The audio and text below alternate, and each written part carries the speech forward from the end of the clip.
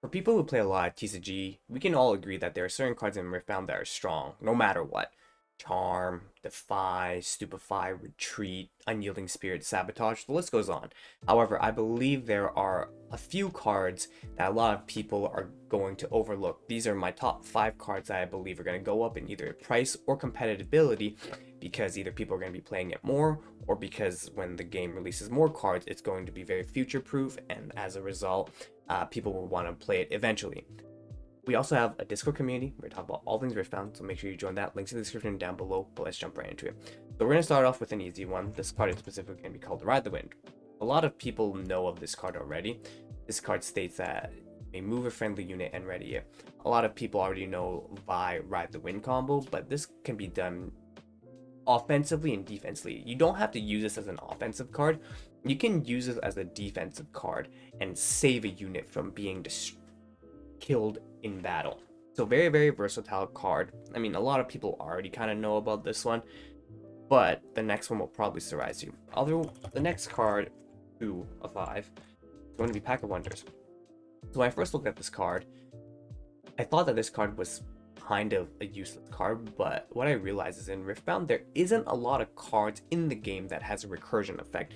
This is one of the few cards that allows you to be able to send a gear unit or hidden back to your hand and replay it. So this is going to be really good for cards that have really strong effects that when it's played on the board. And purple has some really, really strong cards.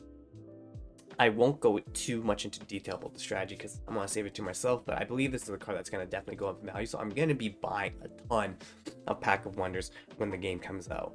I'm definitely looking to buy for it. This is just me with my investor mindset kicking in, but Pack of Wonders is another card that I'm going to be looking into. The other card that has a lot of value that I think people are going to be overlooking is Stack Deck. I'm pretty sure Stack Deck, for what it is, look at the top 3 cards of your main deck, put 1 into your hand and recycle the rest. This is the only single card in the game that allows you to go through your deck and dig deeper to find the cards that you need. This card is going to be one of the true cards in purple that is a true staple. If you are playing purple and you're not putting Stack Deck into your deck, you are trolling. One of the best cards in the game by far that I would say for sure every deck that plays purple will play. Staple, staple, staple. Another card that I'm going to be trying to buy a bunch of. It's uncommon, so we'll see how much is going to be out on the market. Now, that's my third card. Fourth card that I believe is definitely overlooked is going to be Possession. The reason why I say specifically Possession is because this is a really expensive card. It's 8 energy, 3 power. Choose an enemy unit out of battlefield, take control of it, and recall it. I believe that on release, this card is going to be super, super cheap, or cheaper than most cards, because most people will see this card, and when I first saw it, I was like, God damn, this card sucks. It's so expensive. What am I going to do for it? However, I believe that as the game progresses, there's going to be a lot more big units that people will want to play. And to counter it, people are going to have to play Possession. So this card has a lot of long-term value. It is an epic card. It's more expensive. So this is just a card that's how I see it. A little bit more quote-unquote future-proof. Now, the last card, or cards that I want to talk about specifically, is going to be... get rid of this. These cards. Seals. Seals are an interesting thing because most decks do not play seals, and the rarity will most likely make it quite expensive. I don't know how much, but I believe that seals are going to be cards that are undervalued, and specifically a lot of color combinations. Say, for example, Strength, Unity, and Insight. These ones are going to be probably undervalued when the game first out because most people aren't going to see the value of it because nobody really plays it. The ones that are going to be a little bit more expensive, I'm pretty sure, is definitely going to be Seal of Rage, Seal of Discord, maybe Seal of Focus. The reason being is a lot of people, obviously, when they look at, say, Jinx deck, they'll be like, all right, we want 3 copies of Seal of Rage, will make things more expensive.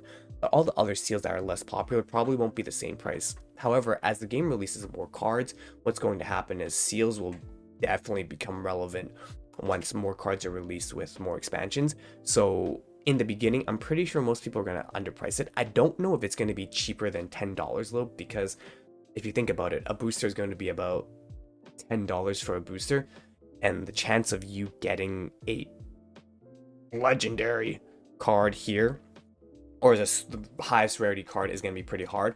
So I'm assuming the cards are going to be, I want to say $10, maybe more.